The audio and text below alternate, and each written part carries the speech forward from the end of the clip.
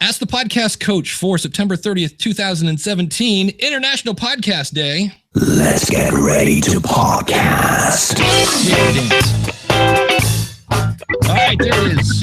Fun big sound music. That means it's time for Ask the Podcast Coach.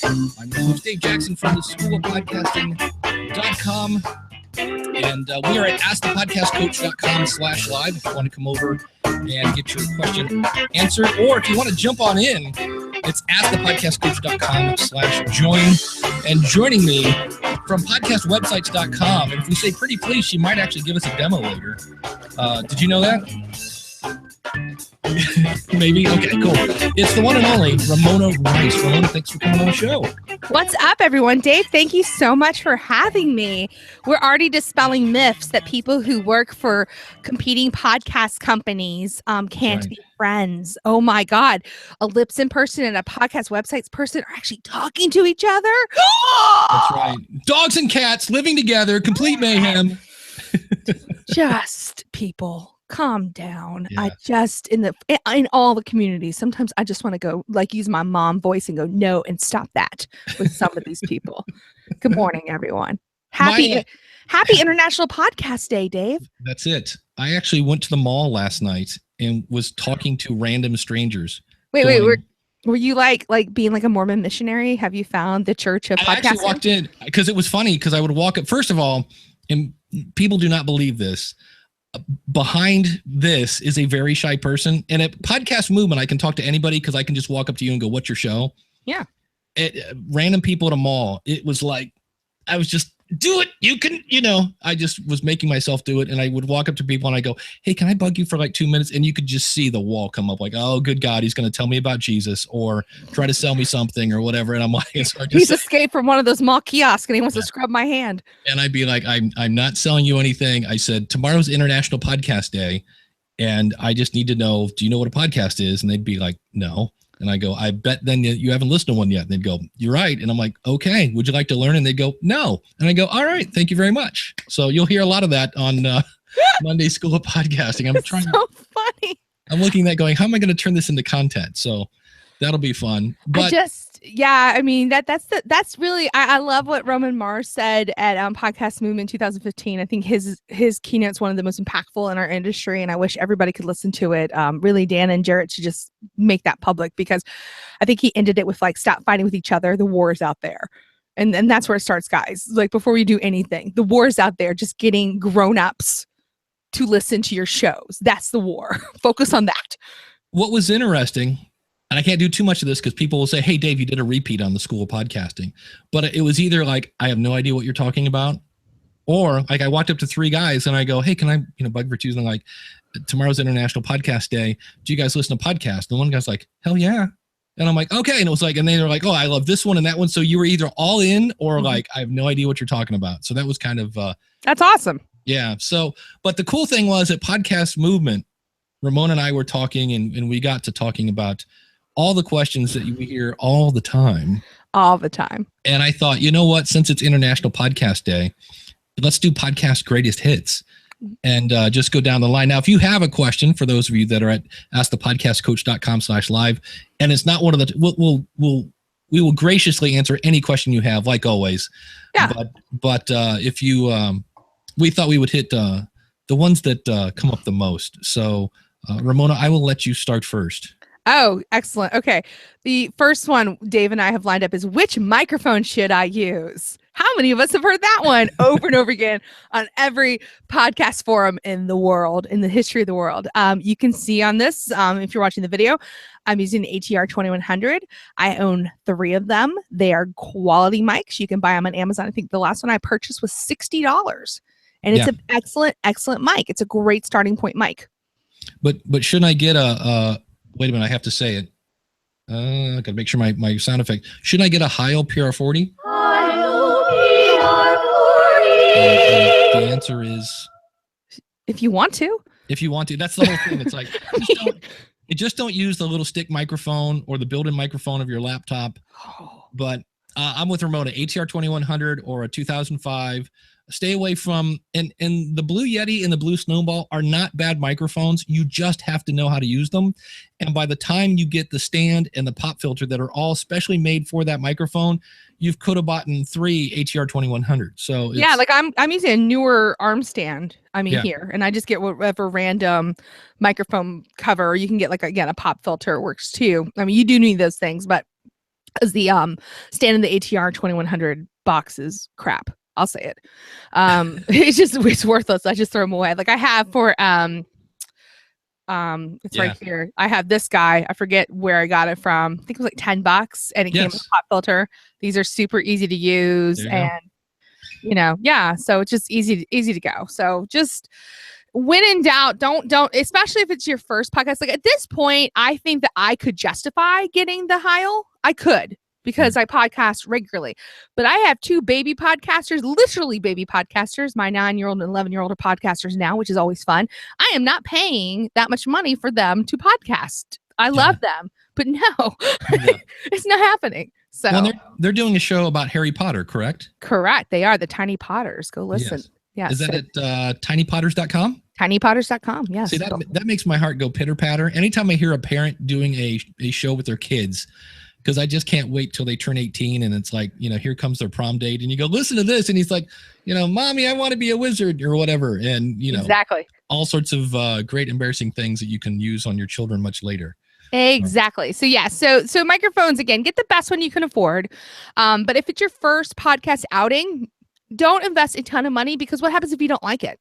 Right. The other thing is if you're going to go ahead and get like a Yeti or Blue Snowball, then you need to go in a place like I'm in. Like technically I don't need to be in my closet to make it sound good because I use this microphone. So we have, going, when we record with the kids, we're in the dining room, but it sounds really good because we use also a professional editor. So, if you're going to use a Yeti or whatever, make sure you're in a closed room. Like I'm in a cedar lined closet that is lined with tons of clothes. And that's why it sounds good. Because it starts there. You can't recreate that. So I think it's just as important as the microphone is considering where you're going to be actually podcasting, because that could also determine what kind of microphone you need. Yeah, I was in Toledo last week, and there are these guys at podcastdetroit.com, and they have like 4 different rooms set up to where you can go in and rent their studio for like $25 an hour. Is almost that's nothing. Awesome. And then if you want an editor there, it's like $40 an hour. But they said it's hilarious because they keep having companies that have like a building and they're like, would you like to build a studio here? And he said, we go in and it's nothing but wall-to-wall glass and hard floors. And it's like, no, this is not a good place to record. So yeah, sound studios are not supposed to look good. Like if you look at like really good quality sound studios, it's not really supposed to be aesthetically pleasing. Yeah, it's just not. You need to think about sound and quality and insulation as much as you can. So I got lucky that I have a closet big enough. When I started Sports Gal Pal, it was something Jay Soderbergh, the pod Vader, told me. He goes, find an enclosed room. And so the joke is people were like, he made her go in the closet. I'm like, he didn't make me go in the closet. I chose to go in the closet. And now I'm kind of known for podcasting in the closet. So there you go. Microphones and acoustics. Scott. Oh, I'm drawing a blank. He's a Hall of Fame podcaster. Scott Sigler started his show in the closet. I have a picture of him, and he was in some sort of famous publication, and it's him in a walk-in with a music stand, and he's reading his book, and he's just surrounded by clothes everywhere. So plenty of people. Car's another great place. If you live someplace where it's not 30 below outside in the winter, cars really they're soundproof. And I'm surprised how many times I've just taken like a little portable recorder and it's just me talking to that thing. There's no ATR, nothing like that. And it sounds actually pretty decent. I was surprised at that. It's just in Ohio, at least, I'm not podcasting from my car in January. That will not work. So awesome. Well, what's another fun-filled question? Ramon, I'm just going to let you pick them. Oh, okay. Oh, all right. Let's just go over this. Let's get it out of the way. What media host should I pick? Let's just get it out of the way. So media host, let's talk about this. For podcast media, you need to pick a host that specializes in podcast media audio files. Like you can't just pick like I love how Squarespace is out there. Like you can host with us. No, those files are huge. You can't host with WordPress because WordPress technically isn't a host. You cannot buy enough storage on HostGator. I've heard some people like, well, I want to buy my own like Amazon thing. Why? That's bad. Why? And here's what people don't think. I did that. I tested that, and it is the first like month. I think it was something stupid like $1.20 to host my first months of shows. But what they don't realize is with Amazon, every time somebody downloads a show, it's cha-ching. Now, granted, it's a small, but what happens is now you have a month, now you have 2 months, now you have 3 months, and somebody finds your 4-month show and they go, this is awesome. They go into their app and they go, download all, cha-ching, cha-ching. So like my last bill there was like $42 and something. And I went, okay, that's enough of this experiment. And when you can use an actual podcast media host that typically gives you one fee for X amount of space and et cetera, et cetera. Yeah, and there's some that do like a flat fee, like podcast websites. It's a flat fee because there's other things included. I know like Libsyn, I think the largest plan is $75, and you get unlimited downloads. I'm like, I just don't understand this. And most podcasters don't need that size. You know, that's another question. Like you're like, how much space should I buy? Like contact Libsyn directly, and they'll help you.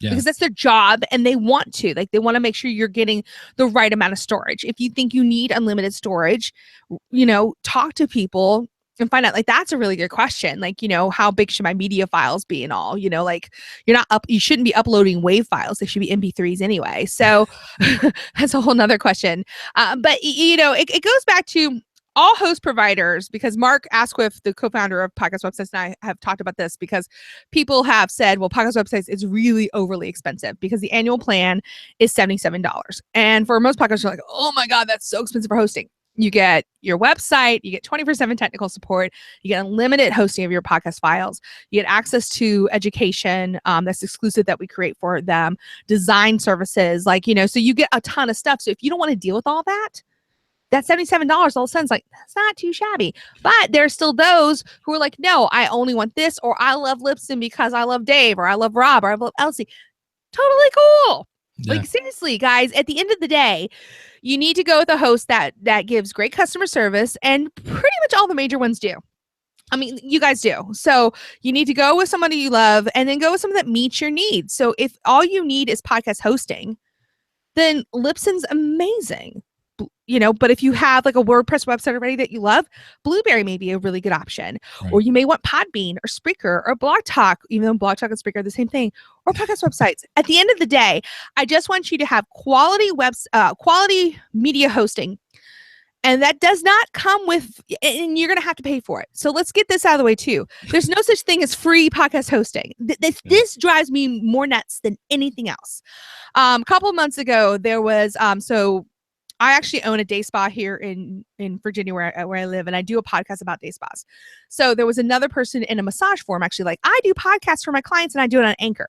And I was like, no, let's talk about this, because technically, I guess it's a podcast. So I went through all the things. At the bottom line, if you're using a free hosting service, you are not the customer, you're the product. Yeah. You need to remember that. And if you start building up a following on Anchor, that's great. But what happens if they turn out to be like Blab? How many people were on Blab for so many months and like a year building up those followings? They're all gone. So when you pay for the service, you're the customer, which means you can ask for things like trouble tickets and like, hey, Dave Jackson, fix this. My favorite thing about Anchor is, in one thing, they're like, when it really looked like SoundCloud was going to go down for the count, which is another, you talked about Squarespace. Squarespace is a great website if you want to use them for that. But they dabble in podcasting. SoundCloud, their bread and butter was in music, and they dabble in podcasting, and both of those do it poorly. And so Anchor comes along and says, hey, if you want to leave SoundCloud, we're free over here. And they're actually, in the article it said, and we'll eventually split the profits with you. Like, you could make money with Anchor. And I'm like, wait a minute, SoundCloud almost went out of business and they're charging people $15 a month. And I'm like, how? And they didn't split any profits. So how is a company that is charging nothing going to split the profits? I'm like, because I'm pretty sure 20% of nothing is still nothing. And the fun thing about Anchor is they submit the podcast for you to iTunes. So like when those stats come out later this year in Apple, you're not going to get to see yours because you don't own it. And if you go to davidjackson.org, I just did a post on this because there was an app called Opinion Podcasting, and it was very, very Anchor-ish. super easy. Just click here, record there. We'll throw it into iTunes for you, blah, blah, blah. And they just went out of business. They lasted something like, I don't know, 18 months or I did the math. The average free podcast media host lasts about 31 months because, bandwidth is not free. And I actually emailed the guy from Opinion and I said, hey, can I get a 301 redirect in the event that you go out of business? And they went, no, we don't do that. And I'm like, but do you realize that you're now holding your audience hostage? Like they can't leave and bring their audience with them. And they kind of went literally words, we're a free media host. Because I said Libsyn does, and so does Blueberry and Podbean and Spreaker. And they're like, yeah, well, we're free. So you get what you pay for. So I was like, okay, so don't use those guys. And it just, to me, it proved that here's another company that got into podcasting because they heard it was hot. They probably started it and thought, if we get this, and they were featured in Wired and all these other magazines, and we're going to get bought by Google or somebody. And then when the money doesn't come in, they go, oh yeah, well, we're leaving. And at least they gave people a month to get your files and move someplace else. So spooky. So just don't, again, own your land. Own your land. And again, it's just, you can build your following. And it just goes for lots of media, not just podcasting, but like everybody who's like, building things on YouTube. It's great to build a YouTube channel, but again, what happens, like they change their algorithms to avoid like race, like people being able to post on race, and people are like losing money. It's like, well, you're trying to advertise on rented land. So it just goes back to, control your feed, control your media host, and you can do that with any of the major ones. And, this is why when people are like, well, do I really need a website for my podcast? I think, yeah, you do. I really do. Can I bust out a really old story? Sure. Are you old enough to remember mp3.com? Yes, of course. mp3.com was a website where literally musicians were making a living off that thing because you got paid anytime somebody listened to your song, and it was huge. I mean, this is like, I think pre even MySpace. It was one of the first big websites that took off, and people were like, this is awesome. I'm getting paid and I love it because we have distribution on a global audience. And then people started putting illegal music up on there, and they got sued and they got sold and they got sued and they got sold and they got sued and they sold. And mp3.com, I think now is owned by CNET. But the problem is the people on mp3.com used to just, somebody go like, what's your website? And be like, oh, it's mp3.com/Dave Jackson. Well, the problem is when mp3.com went away, they had no email list. It went, and everybody went, I wonder where Dave went.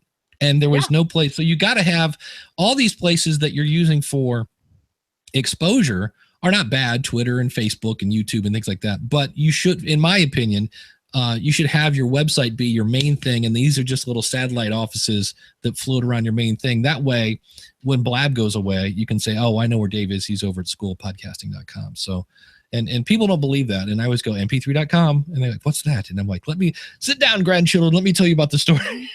I mean, seriously, MySpace went away. You can't, don't build on rented land is what I'm saying. So, and it doesn't cost that much to get a website host. Bluehost, while I don't think, and this is just overall, I've never used them. Before I worked for podcast websites, I used HostGator.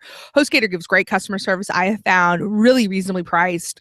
And they have some really good stuff. So I do like them if you're not going to go with like my company. But, the bottom line is that you need to own your land, and you also need to make sure you can take your files and your audio and everything else with you. So, for example, for podcast websites, a lot of misconception is, well, I can't take my website with me. I can't take my audio files with me if I choose to like not use your service. Of course you can. We will certainly help you pack it up. If you don't want to use our service, we're not going to hold you hostage because that's a bad relationship. And I don't want to do that. So instead, the only thing they can't take with our platform is because our builder is proprietary. You won't be able to take your look. You're going to have to get that rebuilt. But I think that's fair. But everything else will help you migrate it over to your new host. But yeah, you need to have a web host. Use WordPress. Me personally, it's what pretty much all the internet's built on.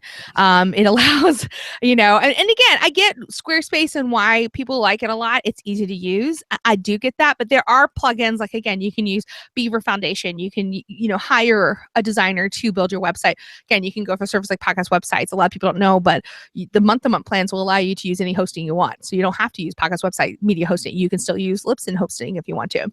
And so the bottom line is that if you are doing a podcast where you are trying to do any kind of monetization, any kind at all, you need to have some type of website. Even my children, and we're not trying to monetize it all, have a website, tinypotters.com. They have a place where they have an Aweber account, which seems like silly. It seems silly for 2 kids, but, eventually we don't know what's going to happen with the show, that they may, we may get to be popular where you don't limit the opportunities to grow. Like, set it up now so that you can grow into it, but do it smartly. Don't buy again, invest what you can is what I'm saying. But it boggles my mind. So you do need to invest something. Even if this is a hobby, I remember after, Podcast Movement 15, Daniel J. Lewis, he did from the Audacity podcast, he did an episode where he talked about, the differences. He goes, there's 2 kinds of podcasters, hobby podcasters and professional podcasters. Both are important. So even if you're a hobby podcaster, invest what you can. It can be a fairly expensive hobby, but it's a great hobby, but put your effort into it, learn and grow and, do those things, but have a website, have a place where people can contact you and be done with it. Like, take this seriously, because it makes the rest of us look really good when you do so. I heard the coolest analogy from the guys at Podcast Detroit. They said, if you go to a bowling alley, you have the people that show up, they rent their shoes, they go out, they find a ball, and they bowl and they have fun. And he goes, and there's nothing wrong with those people. A bowling alley needs a people like that. And then you have the guy that comes in with 3 bags. He's got 6 balls. He's got 2 pairs of shoes. He's wanting to know how oily the lanes are. That guy's obviously a whole different level, but both enjoy the sport. They have a lot of fun. You need both. So, and in both cases, you invest what you can. I just always say to people, it's like you said, own your own website. Just so if you want to move, the last thing you want to do is find out, I've had people that are on Podomatic and they'll want to move to Libsyn. And it's interesting because if you want to redirect, and all a redirect is, it's like a change of address. So when an app comes along and it sees that, it goes, oh, they moved over here. And if you're on a free Podomatic account, you have to upgrade to have them do a redirect. And what's kind of squirrely is if you go to their website, it looks like you have to buy a yearly plan to do that. And I said, no, ask them, because there is a monthly plan. That's so smart of them, though. Yeah, I mean, it's shady, but good for them. It's shady. Wow. Yeah. So it's one of those things where people think, they think they're tied in there. So it's like, yeah, you just have to pay a little to get out of that hole and learn from your mistakes and move on. So, yeah, you can always add. So, and again, getting a website, like I see in here, someone just put, I'm thinking in the comments, like Jason says, I'm considering starting our new local podcast completely in Libsyn. Awesome. Our URL will point to Libsyn podcast page. Fine. I think that's fine for a while. And then you may decide we want to go ahead and get a website page. I think Libsyn, do you guys offer website support or like mini pages that people can buy? Yeah, they're mini pages. They're meant for people to come and listen and subscribe. But if you go, okay, I want to put like a email sign up form, anything with JavaScript is going to go, no. Now you can do HTML, but actual JavaScript, and depending on the email provider, like I know with ConvertKit, you can actually have a landing page on ConvertKit. So you could make a thing that says, click here to join our newsletter and send them over to ConvertKit. But I don't know that MailChimp does. I'd have to look into that. So that's the only thing. And at that point, if they're like, oh, well, I wanted to do this and I want to do a tracking pixel from Facebook and I want to do this. Yeah, you need a website then. Yeah, it's like you're getting into an area where you need an actual. Yeah.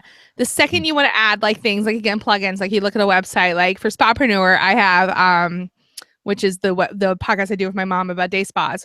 We've got Facebook pixels in every blog post, every podcast episode. I couldn't do that unless I was using preferably a WordPress ready website.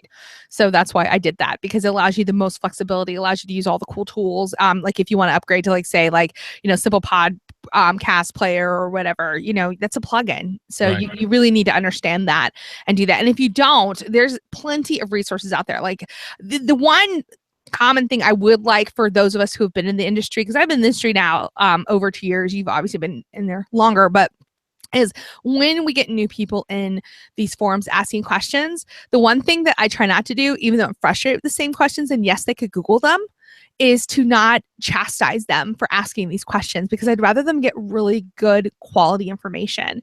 I see a lot of this, like Google. There was one guy, I mean, he was really nasty to somebody one time, and I kind of went off and I said, this isn't right. All of us start somewhere.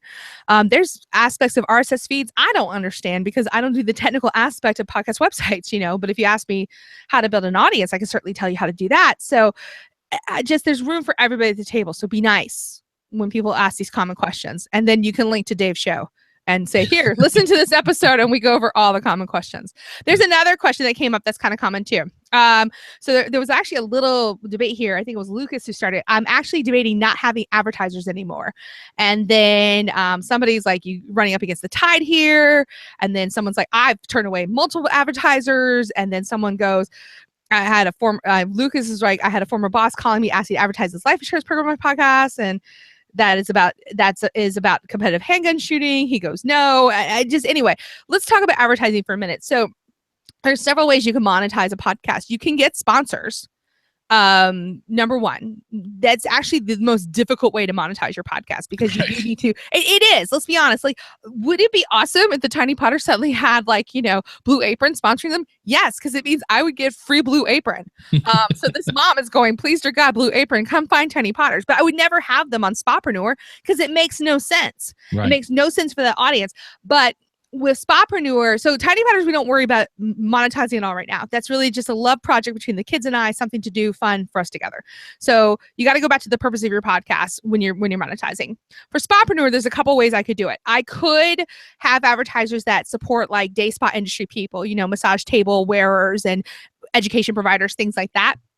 I choose not to. I choose to be my own sponsor. So we have courses and we have coaching that we sell via that. So that's what I do. So if you are in a business podcast, any kind of again, Dave, he can be his own sponsor because he has courses and books and things like that for School of Podcasting that he could say, this podcast is sponsored by, and whatever the ebook is, he could totally do that.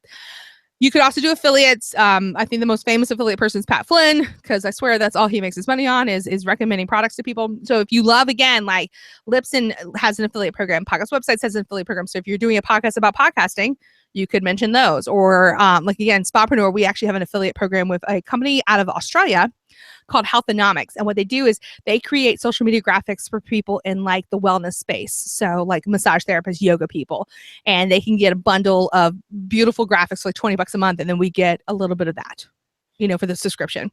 So there's that too. Or you could do Patreon, Trivial Warfare. Everybody needs to check out. If you went to the Podcast Movement and didn't get to see Jonathan Oakes talk about Patreon, watch that session immediately because it was outstanding. When the virtual ticket comes out, that's the first place I'm going because it's usually out already. The virtual ticket. Yeah. Check your email. I got mine. I'll have to email Dan and go, where's my virtual ticket, buddy? Speaking of Patreon, I'm glad you brought that up. We want to thank Max Trescott.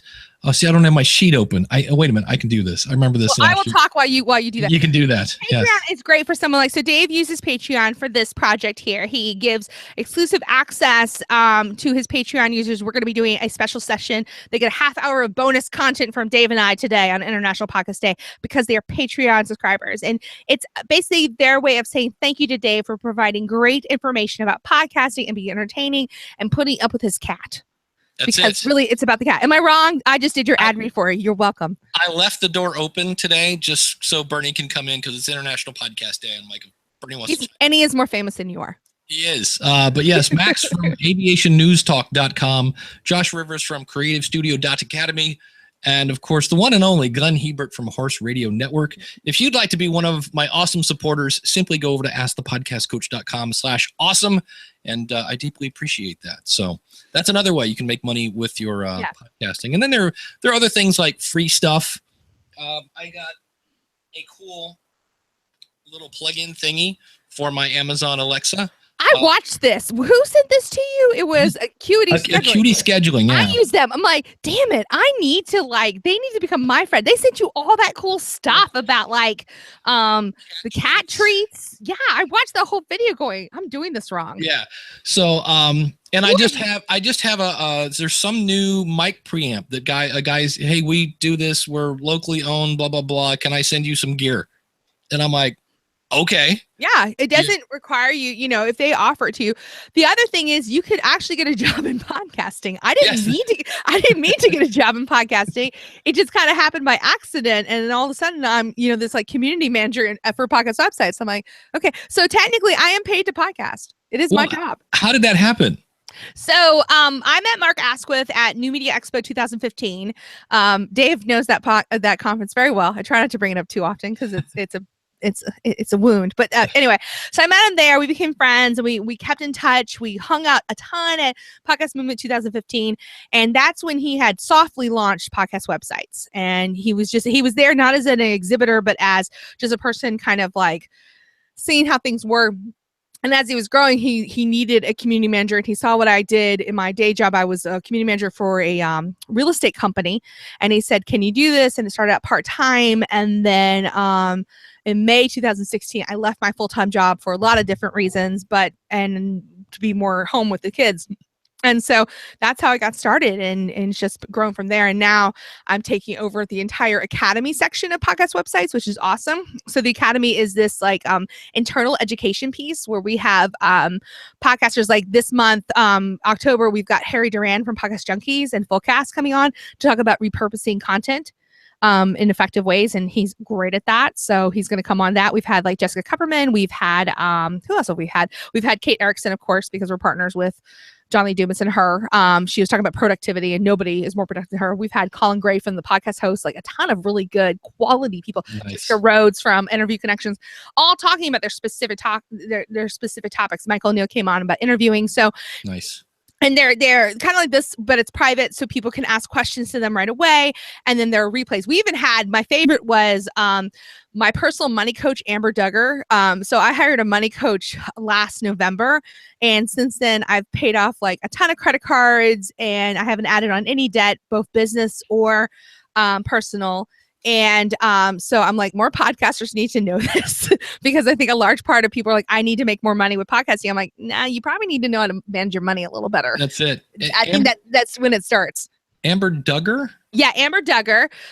She is amazing. I love her so very, very much. I love her so much that we're doing a webinar with her with Spapreneur as well, because massage therapists, imagine that. Don't know how to manage money. Yeah, well, because a lot of people, like when you start managing, like Jonathan Oakes is a great example of this. So he started his podcast, Trivial Warfare. He's one of my best friends. He started it as a hobby, and then very quickly got some sponsors. He gets about, he'll admit it, between $1,000 to $2,000 in Patreon supporters a month. And he's like, I'm a business now. So we had to learn how to manage the business part of it. And he's very frugally sound and fiscally sound. So he understands what to do. A lot of podcasters don't. So it's really nice with the Academy that I'm able to bring in that kind of subject, not just this is the microphone technique, because I think it's important. And it's the kind of people that are attracted to podcast websites are mainly people who are looking to build a business around it, because you're not going to spend $77 a month for a hobby podcast unless you really, really like us or really like John Lee Dumas. And that's fine. Please use our service, but the majority of our people are there to learn how to monetize and turn this into a business. Here's an interesting activity. I had I forget why, but I ended up getting a new version of my debit card. Mm-hmm. So everything that I have used to pay, it got declined. Got declined. And it's interesting because now it's like lynda.com. I got an email yesterday. Your last payment did not go through. And I'm like, you know what? I haven't logged into that site in 4 months. If not more than that. I'm like, and I'm paying them whatever, $20 a month. Yeah. Like, it's time to say, hey, you know what? Never mind. Thank you. And because you can always resubscribe later. Same thing with Sirius Satellite Radio. I love Howard Stern, but I don't listen a whole lot because he's hardly ever on. And I was like, there's another $20 a month that's going to go in my. It adds up because you can take that $40. Imagine that, if you look at your budget and if you really look at, Amber has me use something called YNAB. I love YNAB. Yeah, I use YNAB totally on YNAB, both business and personal. It's an amazing app. It's like $51 a year, best expense I make all year round. And I track everything. And when you start looking at things, you're like, well, I'm not utilizing I went ahead and upgraded Spotify because the tiny human got a phone and he loves listening to Hamilton. But then I'm thinking, if he's only listening to Hamilton, I might as well just buy the Hamilton thing on iTunes and cancel the $15 a month for Spotify and go back to $5. And then because I have Spotify and Pandora, because my writing mix on Pandora is perfect. So I don't want to give that up. That's worth $5. But other things I was able to go, I don't need, like Hulu. I just got rid of Hulu because I was like, I'm not using it. So if you go back, if you're like, I can't afford a media host, I want you to go through your budget. If you cut out what's a decent plan for Libsyn costs, Dave, like an average, what people would need? 15 is probably our most popular one. And usually they start with 15 and then go up to 20. Okay. So $20. That's 4 Starbucks coffees. I always tell people when I used to drink 2 Mountain Dews a day, minimum. At my job, and that they were I think $1.50 a piece, so it was $3 a day, 20 business days in a month. That's $60 on Mountain Dew. And I'm like, so I always say you do have money to do your podcast right, and yeah, or like people who are like, they don't learn how to edit properly. Right. When I did Sports Gal Pal, so that's how I started. I started a sports podcast, and here's the funny thing, Dave. I don't know if you know this. I have never paid for podcast hosting ever. That's just because you're so sweet. No, it has nothing to do with that. I'm just lucky. So, because Jay Soderbergh discovered me in the Las Vegas ballroom doing a rant about sports. He's like, you need a show. I'm going to give you one. Okay. And 6 weeks later, I had a show. So that's another common question. Like, people are like, it's taking me 4 months to get my show together. It does not take that long to get a show together, guys. Sports Gal Pal was fairly popular. I didn't know what the hell I was doing. It was probably my favorite show I've ever done because I didn't know what the hell I was doing. It doesn't take, I think now it's almost more dangerous. Like just press record already and be done with it. I had a guy this week that asked me, and he goes, how long does it take to launch a show? And I go, do you have your content? And he goes, yeah, I know what I'm going to talk about. I go, okay, we could get it probably up and running tomorrow, be in iTunes by the end of the week. And he goes, no, that's not right. And I go, no, it is. If you have your content, you have your artwork, you know what you're going to say, record, upload it, copy, paste, type, done, submit. Yeah. I go, it really, because I have these people like, oh, I'm going to launch in March of 2018. I'm like, why are you waiting that long? Yeah, what's going into it? I've got to have my 18 episodes ready to publish. No, you don't. That's such bullshit. My favorite. Let's say that. Not really. Bleep number 1. Yeah. I'm sorry. I should have asked. I have a potty mouth like you wouldn't believe. Like you wouldn't believe. No, I should have asked. Yeah. I told them. I said, what happens if on episode 6 your audience goes, this is a little too long, or I don't like this segment, or I said, you're going to have 9 episodes that you have to go back and fix. I go, yeah. So yeah. I agree. Batching episodes is a great idea too. Like there's a myth. A lot of these questions that we realize, like how long should the shows be? How often should I publish? Should I have interviews? Should I batch them? It goes back to what kind of show you're doing. So I have had a variety of shows. Let's go with these. Sports Gal Pal. It was a weekly show where I would interview somebody about their own personal sports history. And because we would talk about current events, I would have the show recorded, and then typically it would be released either the next day or within that same day. So I would have to edit that myself fairly quickly. So I learned very quickly how to, set up Audacity so that it would just magically do everything for me. Now, none of my shows do that. So I do batch them, even Tiny Potters, because I have to arrange their school schedule. Sure. And I have to get them in the zone of, okay, time to record.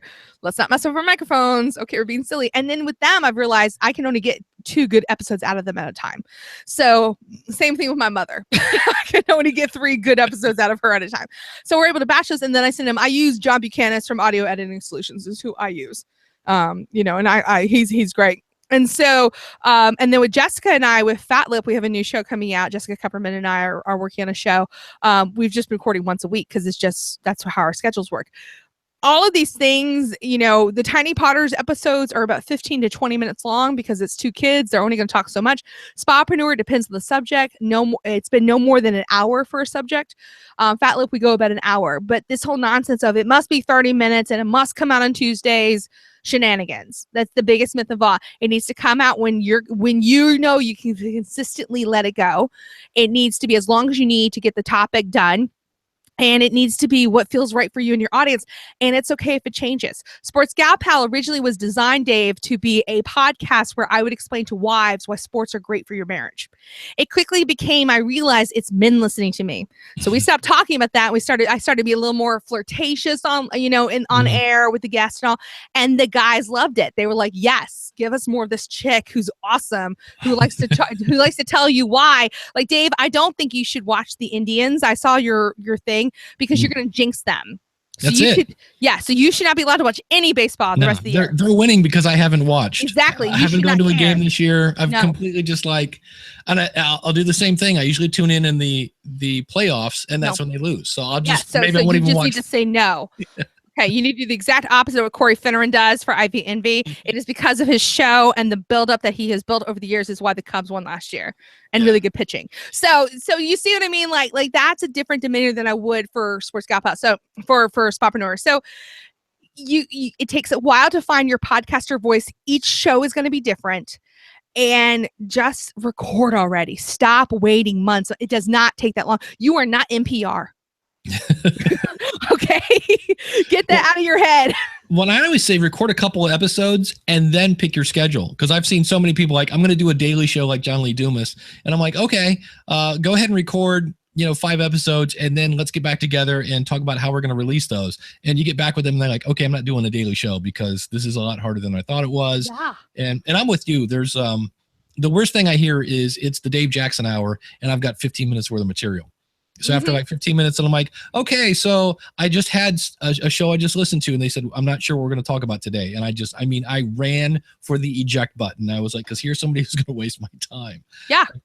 And, so have a purpose for your content. Even my kids. Okay, so this is a really good example. Even the kids, the first thing we do before we hit record is we do an outline very quickly.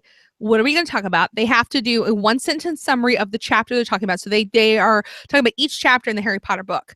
And to make it simpler for them, I said, okay, let's do a 1-sentence summary because this is not a book report. They have 3 things they know they want to talk about. And sometimes they veer off course, and that's okay. And then I come in with a final question. And sometimes I know what the final question will be. And then sometimes I change it based on what they've talked about. Right. Because that's good podcasting. So, and that's all we do. But even a simple kids show has some type of format. So if you don't know how to do that, that's when it is really good to get a podcasting coach that maybe will help you. I got lucky. I had Jay Soderberg personally working with me for a while. Like, not everybody gets that. And he's, professional podcaster of the 1000th degree. He created all those podcasts in ESPN. I'm so lucky I got that. Well, guess what? You have, he's going to be in the Hall of Fame someday. You'll finally get an award, Dave. There's a reason why, they asked you to interview Dan Class, at the thing, but listen, or go to Daniel J. Lewis, or go to Cliff, or, go and find out processes and just, make something that's easily repeatable. You don't have to recreate the wheel every time, guys. Well, you said you are not NPR. The last episode I listened to, I'm way behind on Radiolab, and they explained how they're now asking people, they're trying to get up to 1% of their people chipping in. They said, and it was something ridiculous. I think I lost track of like 7 people in terms of like, we have our producer, the editor, the segment guy, the list went on and on. And they said sometimes our episodes cost $100,000 to create. So you're not doing that. So that's and they said in some cases it'll take 3 years to do one episode, and I'm like, that's ridiculous. Even for NPR, I was like, that's ridiculous. That's bananas. Wow. Yeah. So I don't like anything that long to do it for no episodes for 3 years. Oh my god. No. At what point would I be like, can we just put it out? That's enough. That's good. No, we have to find the perfect ooh music to go behind the segment where whatever. So. Yeah, and it's great to aspire to be that audio quality. Yeah. If you're doing like journalism type things, that you can't discount the fact that I love the ESPN 30 for 30 podcast. I love it, but even them at Podcast Movement said an average show will take us about 8 months because they have to research and do all the reporting. So if you have that time and that's what you want to do, that's fine. But again, it's easier to do that when you have a team of people behind you. Another one, Ramona, is like, let's say I do a show for the cross-country ballroom dancing chapter of Cuyahoga Falls, Ohio. Excellent. And I'm only getting, I think, maybe 28 downloads. Our one episode got 50, but now we're back down to 46. So I want to go back. I'm going to rebrand the show, and instead of calling it cross-country ballroom dancing, I'm going to call it ballroom dancing cross-country style on fire. And I think that might get me into new and noteworthy, but I think I'm going to redo my show. Yeah, that's a negative ghostwriter. Um, okay, so let's talk about this. First off, there is such thing as niching too small. And it's okay to niche too small. So again, I have a podcast for day spa owners called Spapreneur. I don't talk about it too much in podcasting or share it like when we're doing like those share things or share your latest episodes because there are not day spa owners in those podcasting groups. So it's a waste of time. I'm not worried about new and noteworthy for the podcast. I'm not worried about being in the top 100 for business podcasts because it's a niche show for day spa owners. Guess what? Over 5,000 people have listened to 18 episodes. Nice. That's incredible for a very super niche show. I think we have like 6 reviews at most. I don't, I'm okay with it because I'm reaching the people I'm supposed to be reaching. With Tiny Potters, it's 600 people right now that have listened to 2 kids talking about Harry Potter in a month. Now, that's taken a little bit more work, and it is a show that I think can grow into bigger and maybe potentially be featured in iTunes someday. But it takes work to do that. You have to have a really good show. You have to have a couple series of luck. You can't live and die on those numbers. You have to go back. What's the purpose of your show? So if your purpose of your show, if you think about it, if I were to do a keynote at a day spa convention, the largest one would probably have at most, probably 1,500 people in a room. So to have 5,000 people have listened to my mother and I talking about, business tips for day spa owners is pretty phenomenal when you think about it. So if I were to talk to that cross-country dance troupe, I would say, first off, let's not niche ourselves so much. And let's get back to, let me ask you, how many people are actually dancing? Because if you have 15 people in your troupe, well, you've doubled your audience size already. Exactly. Well done. You've done what a lot of podcasters can't. So, and I can say this because, again, I work with him. John Lee Dumas has done a lot for podcasting, but I think people look at his success and think, I want that. I don't know if you really do, guys. You've got to know how much work that man does. I mean, he works all the time. And yes, he's really good at showing people the playtime, or right now, actually, he's not. He's really focused on recovery efforts in Puerto Rico because that's where he lives. He got out safely, but, he has to rebuild his house and all this other stuff. And wow. I think that's concerning him, obviously, and his neighbors and all. But, you're not seeing that for 2 days a month, he will literally do 30 episodes, 15 episodes a day, like back to back to back to back to back. And that's not sustainable for everybody. No. He's a rare person that can do that. And he's built a team around him. So, instead of worrying about being the next John Lee Dumas or the next Pat Flynn or the next Mark Maron, be the next whoever the hell you are, because that's where you're going to get your authentic audience. That's where you're going to be. So if I concerned myself with, Spapreneur hasn't gotten to 100,000 downloads in 18 episodes, well, I'm doing it for the wrong reasons. Yeah. Yeah. I had a person call me this week, and I'm kind of almost upset with myself because normally if somebody goes, I want to talk to you to see if we're going to be a good fit. And I'm like, I have 580 episodes. If you can't figure that out from that. So I talked to him, and he really wanted me to basically explain to him that he wasn't going to waste his time with a podcast. And he was like, well, what is the plan? And I'm like, I can tell you this. I said, John Lee Dumas had a plan. And I said, and he is extremely successful. I said, the problem is, people came along and tried to use his plan for their show and their audience, and they're two different things. I said, and just following a plan isn't enough. You need talent. And you said this weird word with L called luck. Sometimes that comes into play. And like you said, that man works hard. I always say, man, he's the James Brown of podcasting. He's the hardest working man in podcasting. He is. And, think about it. John doesn't have any kids. Mm-mm. He doesn't have a day job, so he's at times hitting off a different set of T's than you are. And I just told him, I said, and even if you were the most talented person in the world, I said, that's still not going to guarantee that your show is going to just be a hit. I said, there are things like timing and things of that nature. And if you're getting into it so you can make 6 figures in 3 months, don't waste your money. Yeah, don't waste our time, because you're taking up space for somebody else who is doing it for a lot of different reasons. I go back to, with a lot of podcasters I work with, the podcast websites and just in general that I mentor, and I go back to the why. Why are you doing this? Yeah. Why do you feel you need this? Just because everybody else has a podcast does not mean you need one. Not everybody is good at podcasting. Like if you're not willing to get better and do it regularly and have the means to get it done, just don't do it. figure out some other way. There are other ways. Not every business coach out there has a podcast. Is the way I look at it. Because again, we have a lot of business people that join our company. At the same time, I am a much better podcaster than when I started with Sports Gal Pal. I'm infinitely better. If I were to resurrect that show, it would be much improved for a lot of different reasons, but it would be a different show then. So you have to, the show you produce now, 500 something episodes later, is way different than episode 1. Totally different. Yeah. And you will stumble across things that you had no idea were going to resonate with your audience. Like I just did, I went to National Podcast Power. It was put on by a guy for the very first time. And actually for a very first time, it was a cool conference. See, even Bernie liked it. Excellent. And so that's in the bathroom. It's amazing how loud that can. Love him so much. And so, but I was talking to him afterwards, and again, it was a cool conference, but there were just things that he didn't know because he'd never done one before. And so I did an episode on like, hey, if you ever want to do anything from a little meetup with your audience to this and that.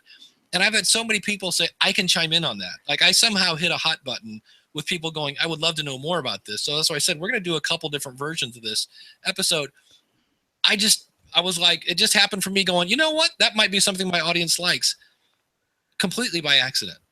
Yeah. So, it's one of those things, but if I don't do that, I love the Kevin Hart line. You can't practice comedy in the basement. You have to do it in front of your audience to know if you're funny. You don't know if your content's any good until you get it in front of your audience. So, and I don't know that people are afraid that they're going to, I always picture the Wicked Witch of the West and the Wizard of Oz going, hey, imagine if like they get a 1-star review or something. My audience says, that's too long. Okay. When you cut somebody off on the free thing, they flip it off to you. It's negative feedback. So, Exactly. I just think that people need to not worry so much about being good right away and being better later. Like I wouldn't have wanted Sports Gal Pal to be on the front page of iTunes because it would have been awful. Like they would be like, who is this girl? The reason why brand new podcasters typically get on iTunes is because they do this broadcast thing in real life somewhere else. So like a Katie Couric, when she launched her podcast, guess what? She's a professional broadcaster. She's been doing this a gazillion years. So there's a difference. Here's a fun one. I just released my podcast about 10 minutes ago, and it's not in iTunes. Do you know this one? Yeah. It is a technical thing. It's called, you know what? You don't own iTunes. It's a free podcast aggregator. So because you're not a customer on there when it comes to podcast, therefore you need to, I don't know, be patient. Or this is why we tell people, make sure, this is why I tell people, this is really good. And I love that iTunes is really emphasizing this, the teaser episodes. Mm-hmm. That's what we did with Tiny Potters is we put a teaser episode, this is coming, and then it sets up the channel, and then you do a launch date. Yeah. But I always say that the best thing you can do for yourself is to subscribe to your own show. And people are like, well, isn't that kind of narcissistic? I'm like, no, it'll save you from jumping off the ledge, because what happens is when you submit your show to iTunes, basically iTunes is a mirror of whatever is in your feed. So your subscribers will actually get your episode almost instantly the minute you release it, basically when their phone updates. It takes up to 24 hours for it to appear in iTunes, which means that you might actually be looking at your listing in iTunes and go, wait, where's the latest episode? And then subscribe to your show, and it's right there. But I see many people they think something's wrong because it didn't, quote, upload to iTunes. And that's where I go, nothing uploads to iTunes. It's a mirror of what's in your feed.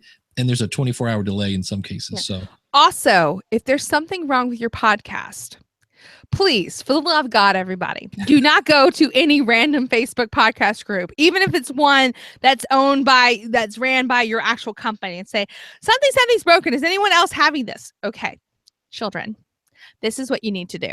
Number one, email the support of your podcast host, because they have friendly people like Dave, or we have Kieran at podcast websites who are going to message you and fix it. There's no reason to cause a panic, and then everybody thinks, oh, I got to check everything, and you're the only one. Something may have happened. For example, Spotpreneur, the episodes weren't popping on iTunes, and I'm like, what's going on? It was because a plugin we had installed was counteracting that. They're like, okay, we're going to turn off this plugin. Magically, they came back on. So that's nothing to do with iTunes. It had everything to do with this plugin. So now we're working on the plugin. So calm down. Well, here's the other thing, and talk to your support person like they're a third grader. And what I mean by this is don't say, I have a problem with my podcast. Can you fix it? Okay. Which podcast? Because some of you have more than one. And email and tell me the name of your show, because chances are, for whatever reason, you signed up with email A, but now you're using email B. So when I try to find your account, looking up email B, you don't have anything. So tell me the name of your show. When you say a phrase like website, do you mean the Libsyn podcast page, or do you mean your actual website? And then if you say on this episode, which episode, it just be as specific as you can, and your answer will come that much quicker. Otherwise, there's a little back and forth. It's like, did you mean this page or that page? Oh, it's on my website. Okay, can you point me to a link, especially if there's something, this isn't happening on my website. Link. Anytime you have the word website, follow the link. Or a screenshot, too, is always helpful. Screenshots are the best. Do a screenshot. I get giddy when I have a screenshot. There's even, I'm not sure how they're doing it. I think it's screencast.com. Some people like send me a movie. They're like, here's what's happened when I do this. And I'm like, which is great. Yeah. I just got, it was funny, Buffer, I use them for my social media scheduling, and the links weren't working when I was scheduling stuff. So they sent me a video saying, this is how you fix it. I was like, this is awesome. We do that too. It's like, this is how you fix it. So, but go to your sports. Do not go to random people. Okay. Would you go to random people on the internet for other advice? Sometimes we do, but to be honest with you, like something like this technical, why are you going to trust Joe Schmo who, thinks they know, when you can go to the actual people you pay to help you with this? Don't go to Joe Schmo. Just rules. There's a lot of bad advice out there. I was laughing. I use ConvertKit, but for whatever reason, they put out a whole I saw that bunch of paragraphs on podcasting. When you get to the actual, because some of it was okay, like how to interview people and things like that. Sure. Yeah. But there was some of it where they're recommending the Blue Snowball and SoundCloud. And I think that was the article where they recommended Dropbox. Yeah. And I was like, I emailed them and I said, no, please stop this, because we're having to correct so many things. Like, we don't have that issue so much like podcast websites, because everything's included. Right. So we don't have that as much. But yeah, I saw that and I was like, what are you doing? Stop it. Like, stay in your lane. If you are going to stay in your lane, people, because I'm like, does ConvertKit even have a podcast? That was my whole thing. I love when I get questions from people who are, quote, podcast consultants. Oh, yeah. And they don't have a podcast. And what they're doing is they're white labeling me. They will go out and say, I'm a podcast consultant. And then when they get stuck, they pay me. And then they turn around and answer. It's like, so if you're looking for. They're the generic Dave Jackson. Yeah, they're just like, oh yeah, I worked in media forever. I have a radio background, so I know this stuff. And then they find out, they get a question about, hey, what about this new iTunes tags or whatever? And they're like, oh, hold on, Dave, I need 15 minutes. Sure, come on in. And then they turn around and it's like, okay, so which is fine. I mean, I'm getting paid, so I'm not complaining. But it's just you might want to look to see if your actual consultant, don't. And I always just tell people, you don't ask your dentist to fix your car. Yeah. That's a great analogy.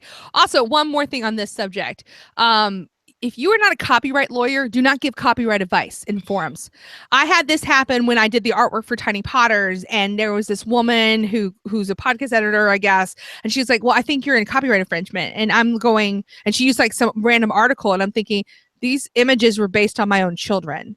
There's no copyright here. This is my, right.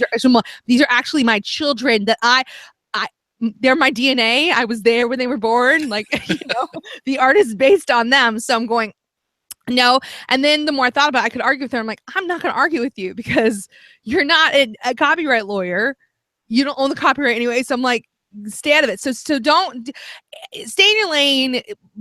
Do the best thing you can do for the community. And if you don't know, like, even when I don't know, I will tag someone that I think does know or would know better. Tag Dave, tag Daniel, if you don't know. Like, I never give advice about Libsyn because I've never used Libsyn. So I couldn't possibly tell you why it's good and why it's not, other than I know the people that work there are awesome. And so when people are like, well, should I go with Libsyn? Sure. Should I go Podbean? Sure, because the people there are awesome. Should I use Blueberry? Do you have a WordPress site? Yeah, then sure. The people are awesome. Go talk to them. I will tell you everything you want to know about podcast websites because that's my lane. That's it. And speaking of that, if you stick around for the post show, we're going to get a little preview of that. One other question I got to answer here. Believe it or not, our hour is up. Wow. This is always a good one. Can I use this music in my podcast? I want to play Eminem. And the answer is no. Talk about copyright. What about if I do 6 seconds? No, you cannot. Well, what if can I use fair use?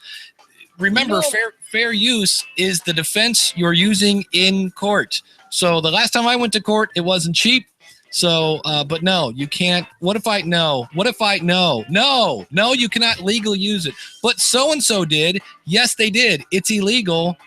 It's thin ice. Feel free to skate on it as much as you want, but there's no legal way. Look, unless you want to spend 9 months, which is what Dan Miller did, to get permission to play Taking Care of Business. Or if you're Brian Ibbett, who I believe spends somewhere between $1,000 and $2,000 a year to do Coverville. So it's and even that he'll admit he's not officially kind of legal, but it's the best he can do because the music industry doesn't know what to do with a podcast. So Ramona, people can find you over at podcastwebsites.com and anything else, tinypotters.com. Yeah, please listen because the kids are adorable. I'm biased, but I think they're awesome. They're part of Kids Listen, by the way, which is a great co-op of kid-led podcasts, like the NPR podcasts, independent podcasts. We've all kind of joined together to produce great content for kids because studies have found that it's better for kids to listen than to watch. So if you want quality content for tiny humans in your life, big and small, go to kidslisten.org. Awesome. And we're here every Saturday, askthepodcastcoach.com/live. Thanks. And if you're here live, stick around. We got some more post show coming right up.